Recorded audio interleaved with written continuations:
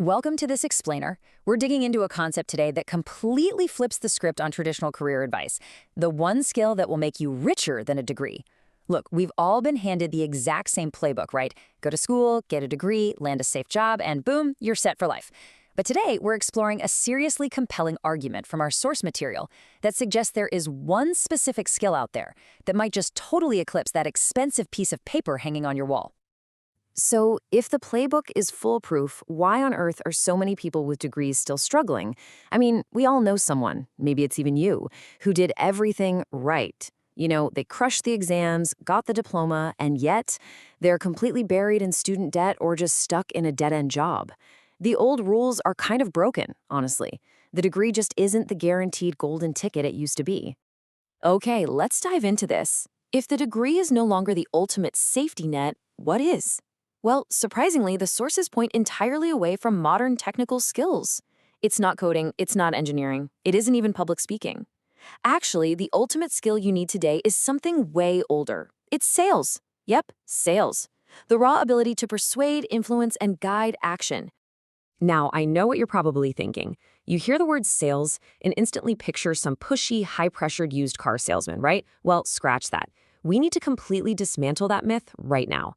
True sales, when stripped down to its absolute core, is simply about solving problems. It's built entirely on empathy. It's about listening intently, figuring out what someone genuinely needs, and then guiding them to a solution. And this brings us to a massively important truth. People don't buy products. They buy solutions to their problems. They're buying feelings, they're buying status, connection, or just peace of mind. Think about the classic hardware store analogy.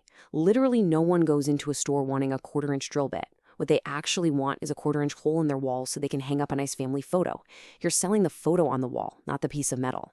Just look at some of the most wildly successful people out there. Take Steve Jobs, for instance. He wasn't the guy writing all the code in the back room. He was a master communicator who sold us a vision and a whole lifestyle. Or look at Oprah. She didn't just host a TV show. She sold absolute authenticity and deep human connection. Their immense wealth and success didn't come from their academic degrees. It came from their absolute mastery of sales and connecting with people.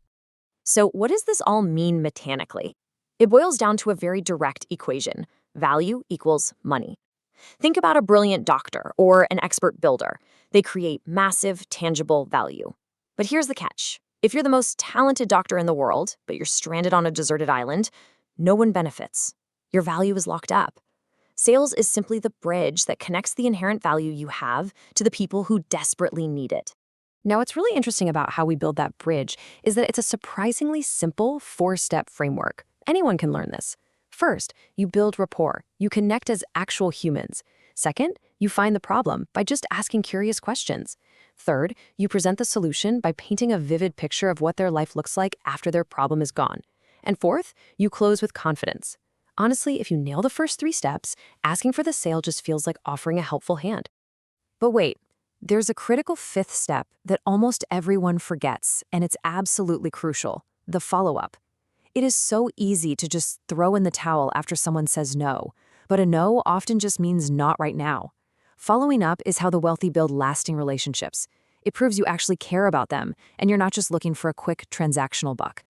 When you contrast these two paths, the difference is literally night and day. Think of your degree as a safety net. It's great. It gives you a baseline of security and keeps you from falling too hard. But sales is a rocket ship. It's the active, roaring engine that propels you way beyond that comfortable, predictable baseline and straight into limitless wealth and growth. So, if it's such a powerful engine, why isn't everybody doing it? Well, the ultimate villain in this story is something deeply wired into human nature: the absolutely paralyzing fear of rejection. It's that gut-wrenching dread of hearing the word no. And that single fear keeps so much incredible, world-changing talent just completely frozen in its tracks. So the crucial point here is that we have to completely reframe how we see rejection. In the world of sales, every single no literally gets you one step closer to a yes. It is fundamentally just a numbers game. Rejection isn't a personal attack or a failure. It's just data. It's basically a free lesson on how to tweak and refine your approach for the next time. And you know what the huge irony is? You already do this every single day without even realizing it. Sitting in a job interview, you are selling your future potential. Asking your boss for a raise, you're selling your past value. Heck, even when you're aggressively trying to convince your best friend to watch some terrible B movie with you this weekend, that is a sales pitch. You already have the foundation. Now, I have to mention a huge caveat from the source material. You have to sell with integrity. As the saying goes, with great power comes great responsibility. The best, most successful salespeople build lasting legacies because they genuinely want to help people. They never, ever resort to manipulation or deceit. If you focus on truly helping others first, the financial reward is going to naturally follow. And this brilliantly illustrates the difference between two kinds of paths.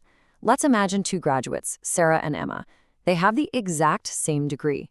Sarah takes a standard job. She trades her time for money, staying in a comfortable, safe, predictable loop. Emma, on the other hand, learns how to sell her vision and builds a system around it. So while Sarah is safe working inside the clockwork, Emma uses her persuasive skills to own the entire clock. That is true entrepreneurial freedom.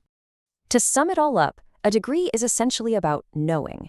It's like buying a ticket that proves to the world you have some baseline knowledge. But sales is about doing. It's the actual train.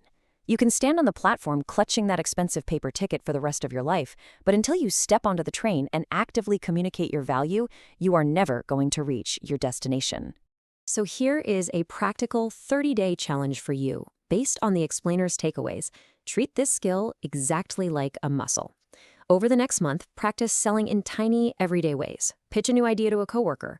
Ask deeper, more curious questions in your conversations. Handle a disagreement without losing your cool. Just build that communication muscle day by day until the fear of rejection totally fades away.